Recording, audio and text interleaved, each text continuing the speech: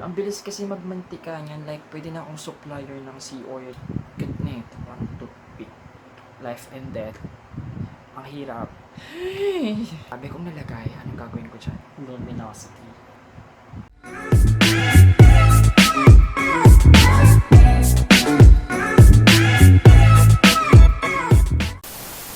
So hi guys, my name is Chris and welcome to my channel. So yeah, like what you've read in sa title, yeah, I will be doing a makeup transformation from to girl like this. So basically, this is kinda makeup tutorial. Disclaimer lang, itong steps na ginagawa ko whenever I do makeup, it's just my way on how I do things, glamming up myself. So yeah. Alright, so tapos ko nang linisin yung face ko and tapos na rin akong mag-skincare and stuff. So the first product na gagamitin natin is of course the foundation. So I'm using All Day Liquid Foundation. Just kung gusto ko lang mag-glammed up, I mean kung gusto ko lang photoshoot picture lang, ganun. So ito yung ginagamit. Pag naglalagay ako ng foundation, nasasayangan kasi ko kapag alam mo yun, beauty blender agad. Kasi parang sisip-sipin niya lang naman yung product. So, doon lang malalagay yung product natin. I mean, bakit natin? Lagay mo siya sa skin. So, dapat skin yung makinabang. Hindi beauty blender. Another thing na ginagawa ko para makasave, I use foundation brush instead na beauty blender agad. Ginagawa ko lang to para, alam mo yun, makalat ko siya ng maayos para lang ma-disseminate, I mean, tama ba? Ma-spread ng maayos yung product. Okay lang ba? And after ko gumamit ng brush, I will be using a damp sponge o para maayos yung pagkakalapat, para ma-flatten concealer, of course, para sa dark circles, and para sa spot concealing na rin, gagamitin ko is yung Maybelline Fit Me Concealer. So, lalagay lang ako dito like the usual dito sa labas. Yung medyo outer crease kasi maitim yung part ko na yan. And dito sa gilid ng nose.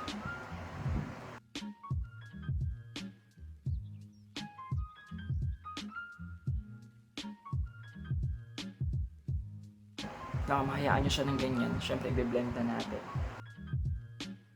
Sa mga in-spot conceal ko, parang i-marinate ko sila. Is that how you call it? I mean, hayaan ko lang muna yung concealer dyan and then dun sa mga birthmarks ko para, alam yun, mag-stay lalo yung pigment ng concealer. Tama ba? Does it make sense? And pag nagbe-blend ako ng concealer, ayokong nagsistay lang siya sa isang side. So medyo kakalat natin siya ng bahagya.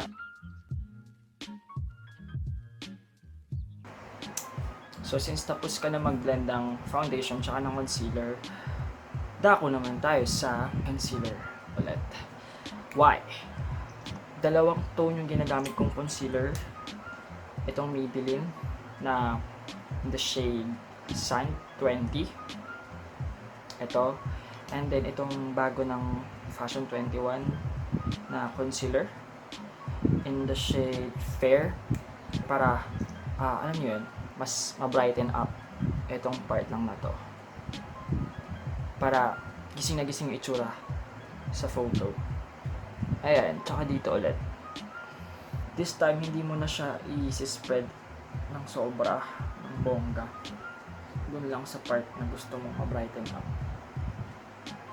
So, the next thing that I will be doing, bakit ko ba lagi kayong sinasama? I mean, ako lang naman mag-isa dito. So, the next thing gagawin ko, as usual, is mag-bake. By the way, pinalik. Ito gagamitin ko, Fashion 21 na loose powder. And I usually set my brows also para alam yun, ang bilis kasi magmantika niyan, like pwede na akong supplier ng sea oil, Shell. So, shell and sea oil. Baka naman. Alright. So, since mukha na tayong crinkles, hayaan lang natin siyang mag-set dyan. So, while I am waiting na mag-set yan, gawin na natin yung brows. So, first thing that I will do is, of course, brush mo muna yung brows.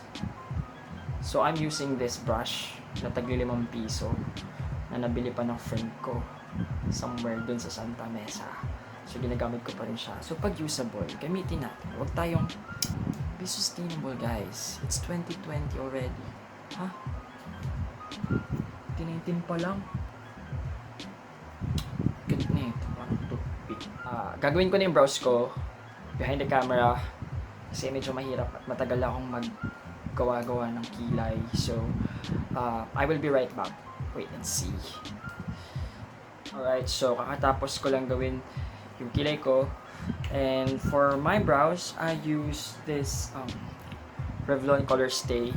I use Maybelline Fit Me Concealer for shaping my brows and cleaning it up. And I also use this hyper curl ng Maybelline to volumize my brows. So here it is. Here it is.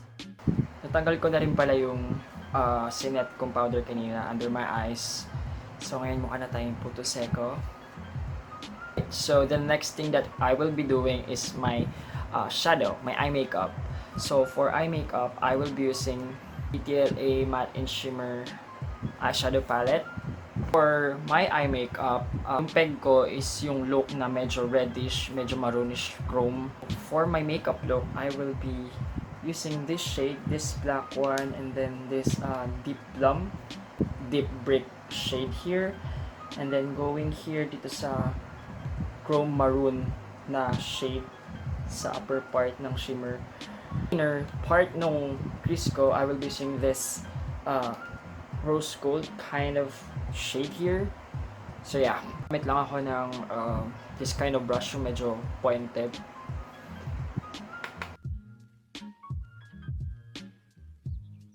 Using a blending brush, this kind of brush, yung medyo dense din na blending brush. We'll be now going ahead to this shade above nung first color na nilagay natin. And using this brush again, from the first color na nilagay natin sa crease natin, medyo i-spread lang natin siya outwards para magkaroon ng shape yung nilagay natin shadow. Ayan, mukha na tayong sinapak ni Vegeta. And for the next shade, we will be using this chrome maroon, this pigment. Look at that. We need Jesus in order for us to remove it. So, kailangan concentrated yung part na yun. So, this part, oh god, this is what I'm talking about. Oh no. There. That shade, gamitin ulit natin naman itong concealer from Fashion 21 to cut the crease.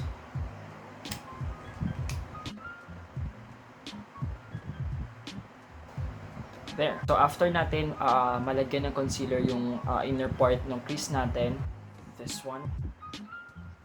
And then going back dun sa first brush na ginamit natin for the base, which is yung deep plum brush. I-retouch lang natin siya ng konti para mas ma-blend ulit na maayos yung outer crease. Right.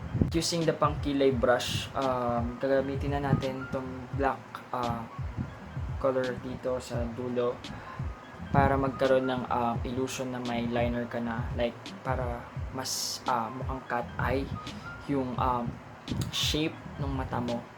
So ito yung gagamitin natin color para doon, and also para mag ano na rin siya, set as outline pag naglagay ka ng liner, kasi yun kasi yung pinakamahirap na part pag naglalagay ng liquid eyeliner. And also ginamit ko na rin yung black color na yon, yung shade na yon, to serve as my fake crease na din. And for the lower lash line, I will be using these two shades right here. Yung ginamit ko first and second shades. Pag-mix ko lang sila para i-smoked out lang yung lower lash line.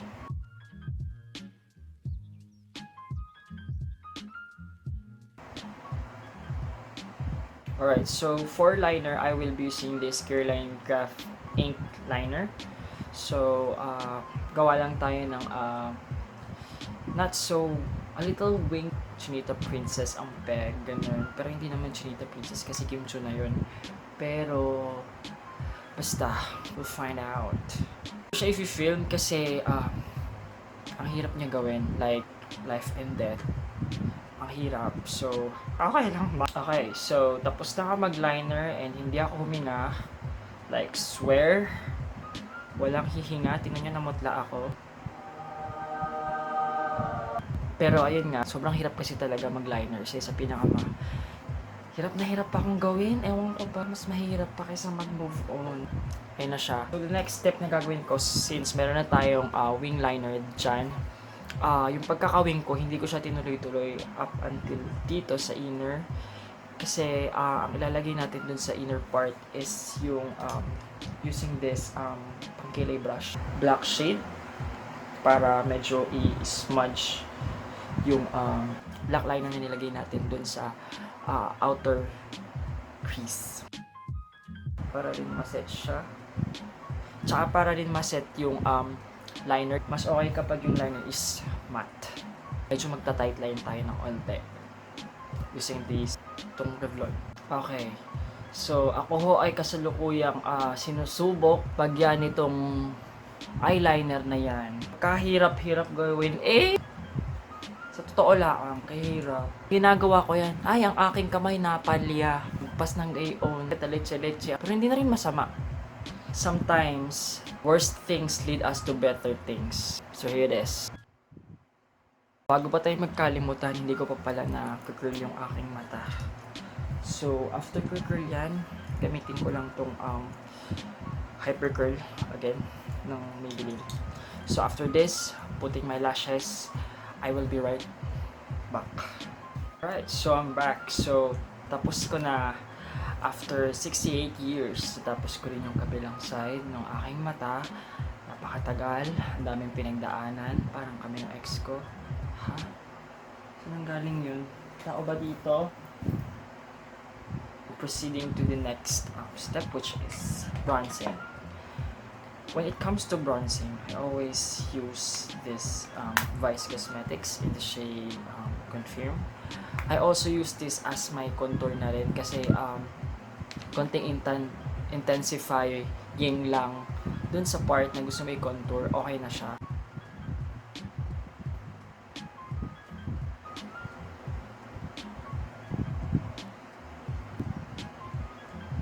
Alright, so okay na tayo sa contour, okay na tayo sa bronzer. So let's move on sa blush. For the blush, hindi ko lang to sa nanay ko. Itong Fit Me blush. It comes with this kind of brush, pero syempre hindi ko siya gagamitin. Wala siyang shade. Pero yeah, wala ako ng mga tatlo. Tapos medyo tap ko lang yung excess.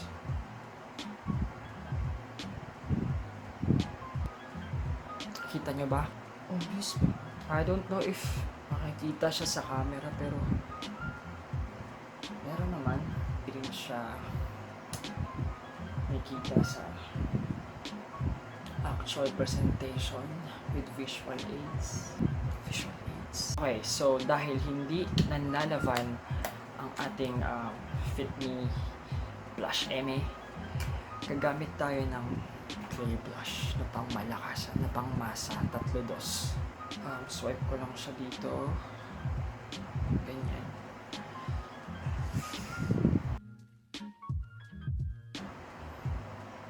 Meron na ba? Obvious ba? Okay, sa pangalawang pagkakataon, binibigyan ng tsansa si clay blush. Ask you how you are, you just have to say that you're fine when you're not really fine, but you just can't get. Sabi kong nalagay, anong gagawin ko dyan? Oh, tingnan niya, duguan na ako.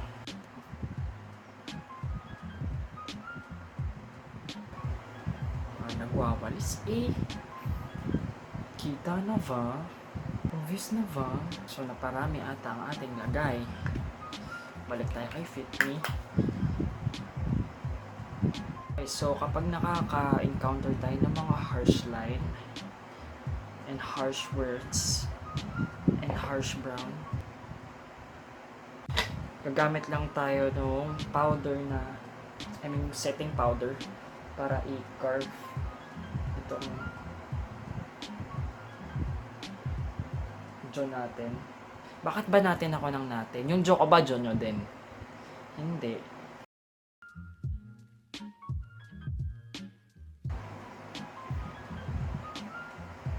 J-Lo.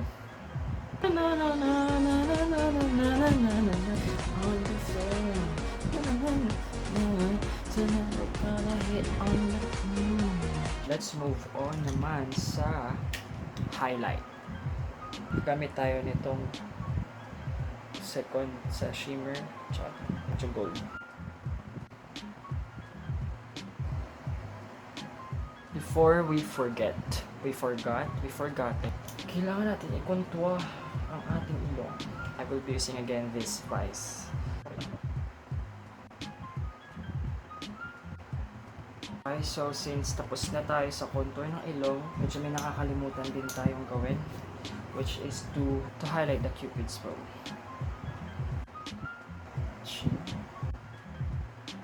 Luminosity. Alright, so tapos na tayo sa everything except sa lips. I will be using this Nichido Liquid Matte Lipstick in the shade Dirty Talk.